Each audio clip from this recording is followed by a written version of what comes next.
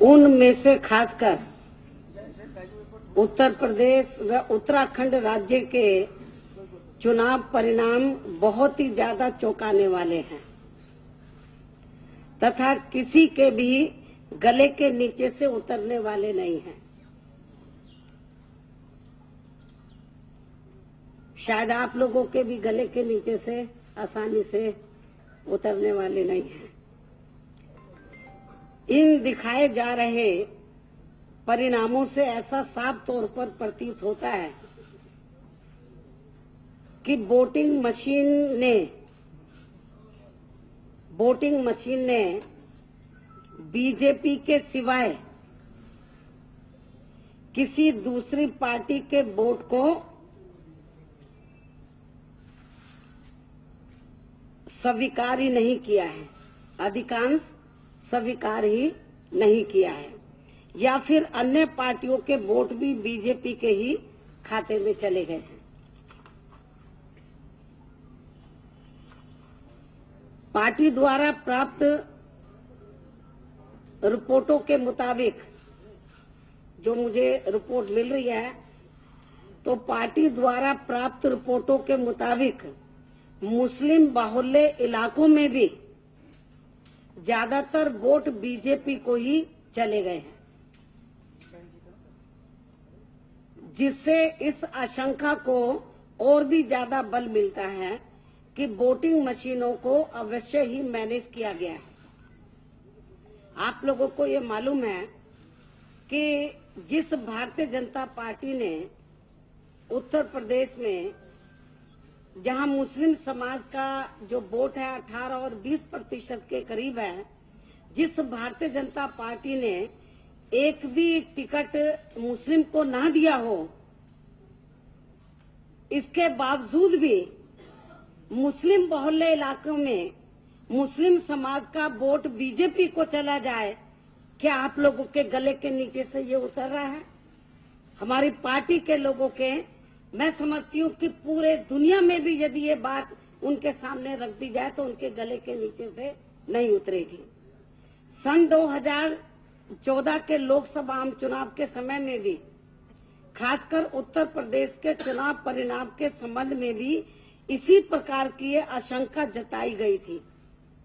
जब इनको 73 सीटें मिली थी, इसी प्रकार की आशंका सन 2014 में भी जताई गई थी कि वोटिंग मशीनों में जरूर गड़बड़ी की गई है, जिसके बिना बीजेपी के पक्ष में ऐसा खास चुनाव परिणाम बिल्कुल भी संभव नहीं हो सकता था सन 2014 में भी। और इतना ही नहीं, बल्कि उत्तर प्रदेश में वोटिंग मशीन के संबंध में ये चर्चा आम रही है कि बटन कोई भी दबाया जाए, वोट बीजेपी के कमल पर ही जाएगा, परंतु उस समय इन बातों पर ज्यादा ध्यान नहीं दिया गया, जबकि चुनाव आयोग के सामने बार बार इस मुद्दे को उठाया गया है। ऐसी ही शिकायत अभी हाल ही में हुए महाराष्ट्र नगर पालिका चुनाव में भी वोटिंग मशीन में गड़बड़ी के संबंध में की गई थी। इस संबंध में दिनांक 6 मार्च सन 2017 को वोट पड़ने, आखिरी चरण के वोट से पहले, इस संबंध में दिनांक 6 मार्च सन 2017 को 7वें व अंतिम चरण के मतदान से एक दिन पहले मेरी आयोजित, यानी कि जो चुनाव प्रचार खत्म होना था, तो एक दिन पहले मेरी आयोजित प्रेस कॉन्फ्रेंस में भी इसी प्रकार का सवाल, आपको याद होगा, इसी प्रकार का सवाल एक पत्रकार द्वारा सभी पत्रकारों के समक्ष मुझसे पूछा गया था, किया गया था, और आप लोग इस बात के गवाह हैं। और मेरे ख्याल उसी आज जहां ये सामने खड़े हैं, इधर ही एक पत्रकार था, शायद पहली बार आप लोगों ने देखा था, उसने टोपी सर के ऊपर लगाई हुई थी, तो आखिरी चरण वाले ने, हाँ, टोपी लगाई हुई थी उसने, और जहां उधर वो खड़ा हुआ था, जब सवाल जवाब हो रहे थे, आपको याद होगा, तो हाँ, मेरे को क्या मालूम था कि सचमुच वो सही बोल रहा है। ये तो आज मालूम पड़ा जब रिजल्ट आ रहा है। जब उसने वो सवाल मेरे से पूछा कि जो मैं आज एलिगेशन लगा रही हूँ, तो वो सवाल जब उसने कहा था कि भाई आपका जो वोट है वो तो आपकी पार्टी के लोगों का या दूसरी पार्टी का, वो तो कमल पे ही जा रहा है। तो मैंने उस पत्रकार की बात पर ध्यान नहीं दिया। मैंने बोला नहीं, आप ऐसे बोल रहे हो, ऐसा कुछ नहीं है। तो मैंने उसको इग्नोर किया। तो आज मुझे लगा कि इसका मतलब वो पत्रकार सही बोल रहा था, और आज मुझे लगता वो नजर भी नहीं आ रहा है। वो जो है उस दिन वो खड़ा हुआ था और आप लोग भी देख रहे थे कि ये आदमी कहाँ से आ गया। तो उसने ये सवाल मेरे सामने रखा था और आप लोग इस बात के गवाह हैं। किंतु सन 2014 के लोकसभा व वर्तमान में उत्तर प्रदेश व उत्तराखंड विधानसभा आम चुनाव के दिखाए जा रहे परिणामों को देखकर, जो 14 में परिणाम आया लोकसभा का, और वर्तमान में उत्तर प्रदेश व उत्तराखंड विधानसभा के आम चुनाव के दिखाए जा रहे परिणामों को देखकर ये मामला अब इतना ज्यादा गंभीर हो गया है कि इसके बारे में और ज्यादा खामोश रहना लोकतंत्र के लिए घातक साबित होगा। ये हमारे देश के डेमोक्रेसी के लिए, लोकतंत्र के लिए बिल्कुल भी ठीक नहीं है। और खास तौर से मैं मीडिया के माध्यम से भारतीय जनता पार्टी के लोगों को ये कहना चाहती हूँ, चेतावनी देना चाहती हूँ। मैं खुली चेतावनी दे रही हूँ कि जो मुझसे 6 तारीख को पत्रकार ने पूछा था, मैंने उसकी बात पर गौर नहीं किया।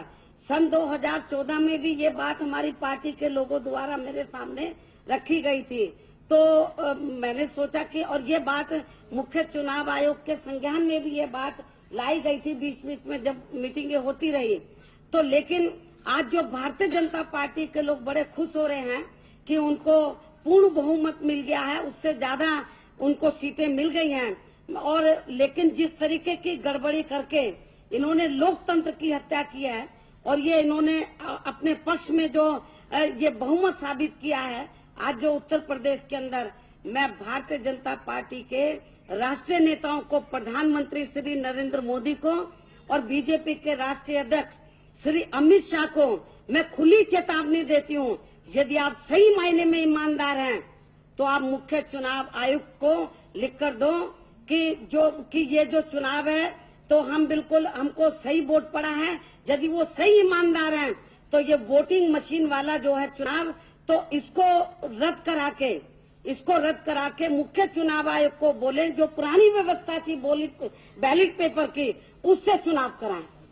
जो पुरानी व्यवस्था थी बैलेट पेपर वाली जो है, उससे चुनाव कराएं। यदि इनमें थोड़ी सी भी ईमानदारी है, हमने उनके ऊपर आरोप लगाया है। हमने मुख्य चुनाव आयोग को भी लिखकर दिया है चिट्ठी, जो उसकी भी कापी हम आपको दे देंगे। यदि उनमें थोड़ी सी भी ईमानदारी है और वो कहते कि नहीं हमारे पक्ष में वोट पड़ा है, तो उनको घबराना नहीं चाहिए। फिर उनको बैलेट पेपर के माध्यम से, जो पुरानी व्यवस्था थी, उस माध्यम से चुनाव कराना चाहिए। दूध का दूध और पानी का पानी सामने आ जाएगा, यदि उनमें थोड़ी सी भी ईमानदारी है तो।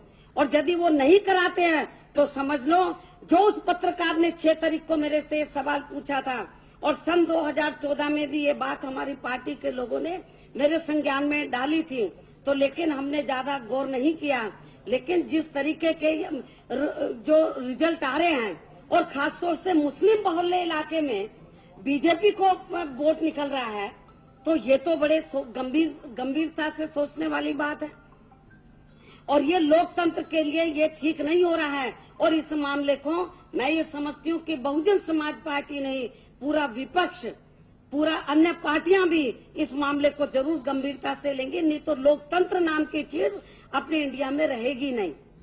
आपको मालूम है कि अमेरिका में भी इसी मशीन की शिकायतें आई थी, और जब वहां के लोगों ने आवाज उठाई तो ये जो वोटिंग मशीन वाला सिस्टम, उसको खत्म करके वो पुरानी व्यवस्था में वो लोग आ गए थे। नहीं तो सन 2019 में यदि यही वाली व्यवस्था चली तो समझ लो कि फिर तो बहुत गड़बड़ हो जाएगा। लोकतंत्र नाम की चीज इधर रहेगी नहीं, और फिर तो विरोधी पार्टियों को चुनाव लड़ना नाम मात्र के लिए रह जाएगा। तो इसलिए अब इस संबंध में हालांकि हमने मुख्य चुनाव आयोग को चिट्ठी लिखी है, उसके बाद फिर मैंने आप लोगों को बुलाया है। अब उत्तर प्रदेश में खासकर ज्यादातर लोगों का विश्वास ईवीएम अर्थात वोटिंग मशीन पर से लगभग उठ सा गया है, लगभग क्या पूरा उठ गया है। और लोग ये सवाल कर रहे हैं